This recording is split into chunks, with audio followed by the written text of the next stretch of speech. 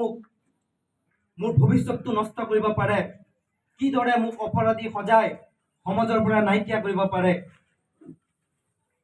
আচল কথাটো আছিল যে মোৰ পিতৃ বিধায়ক, অসমৰ সংখ্যালঘুৰ এজন পৰিচিত নেতা। অসমত য'তেই সংখ্যালঘুৰ ওপৰত নিৰ্যাতন হয়, য'তেই সংখ্যালঘুৰ ওপৰত আক্ৰমণ হয়, ত'তেই মোৰ পিতৃ গৈ পেলাই ঢাল হিচাপে থিয় দিয়ে। আৰু সেই কথাটো বহুতৰ সহ্য হোৱা নাই, যাৰ কাৰণে কেৱল মাত্ৰ মোৰ পিতৃক ৰাজনৈতিকভাৱে দমন কৰিবৰ কাৰণে, সমাজত ছবি বেয়া কৰিবৰ কাৰণে মোৰ ওপৰত এনেকুৱা এটা মিছা অভিযোগ জাপি দিয়া হ'ল।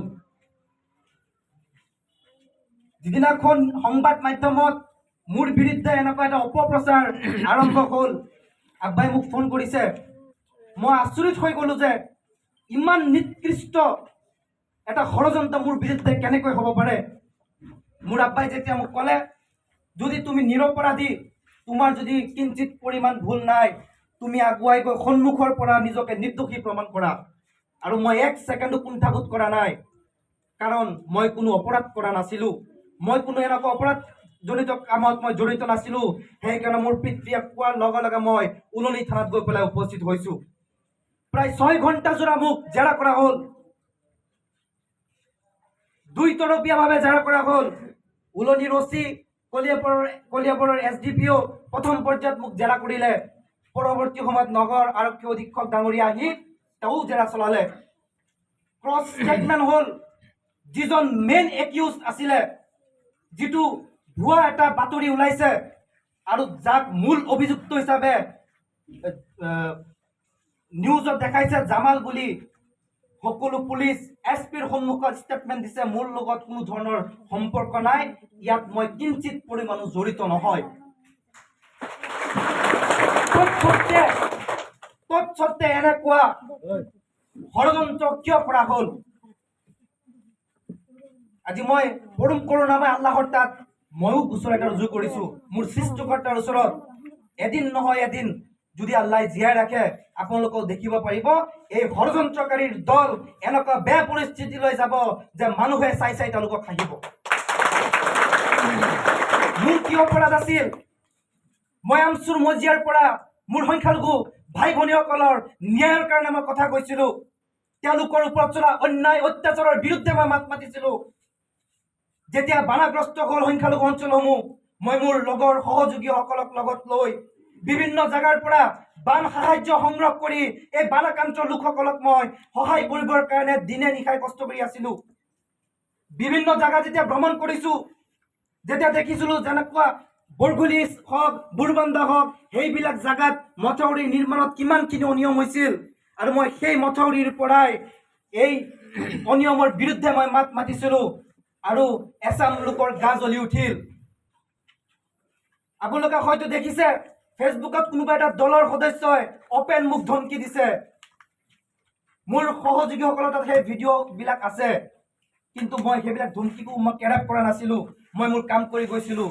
মোৰ মনত এটাই ভাৱ আছিলে যে আজি মোৰ সংখ্যালঘু ভাই ভনীসকল বিপদগ্ৰস্ত হৈছে, আৰু মই সংখ্যালঘু সংগঠনৰ এজন দায়িত্বশীল সৈনিক হিচাপে তেওঁলোকৰ ওচৰত প্ৰতি মিনিট প্ৰতি পল থিয় দিয়াটো মোৰ কাৰণে দায়িত্ব আৰু কৰ্তব্য।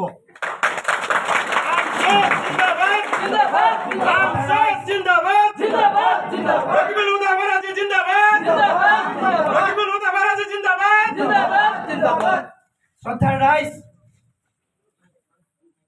যেনেকুৱা ধৰণে এটা ষড়যন্ত্ৰ মোৰ বিৰুদ্ধে কৰা হ'ল, তেওঁলোকে জনা উচিত যে মই কোনো গছৰ পৰা সৰি যোৱা পাত নহয় যে ক'ৰবাৰ পৰা ধুমুহা আহিলে মোক উৰুৱাই লৈ যাব। অসমৰ সংখ্যালঘু ৰাইজৰ দোৱা, মোৰ জন্মদাত্ৰী পিতৃ মাতৃৰ দোৱা মোৰ লগত আছে, আপোনালোকৰ সহযোগিতা আছে। জীৱনৰ প্ৰতিটো পল মই আপোনালোকৰ সেৱাৰ্থে মই আগবঢ়াম। এনেকুৱা এটা নহয়, দুটা নহয়, 1000টা যদি ষড়যন্ত্ৰ মোৰ বিৰুদ্ধে কৰে, সকলো নেওচি মই আগবাঢ়ি যাম। এবাৰ নহয়, দুবাৰ নহয়, 1000বাৰ মই কাৰাৰুদ্ধৰ কাৰণে প্ৰস্তুত আছো। কিন্তু সংখ্যালঘু ভাই ভনীসকলৰ যেতিয়া ভৱিষ্যতৰ কথা আহিব, কোনো কম্প্ৰমাইজ নকৰো। সন্মুখৰ পৰা গুলি খাই শ্বহীদ হ'ম, কিন্তু কোনো দিন মই পিছুৱাই নাহো। আপোনালোকৰ আগত মই প্ৰতিজ্ঞা কৰিলো। 15 আগষ্ট তাৰিখে মই কাৰাৰুদ্ধ।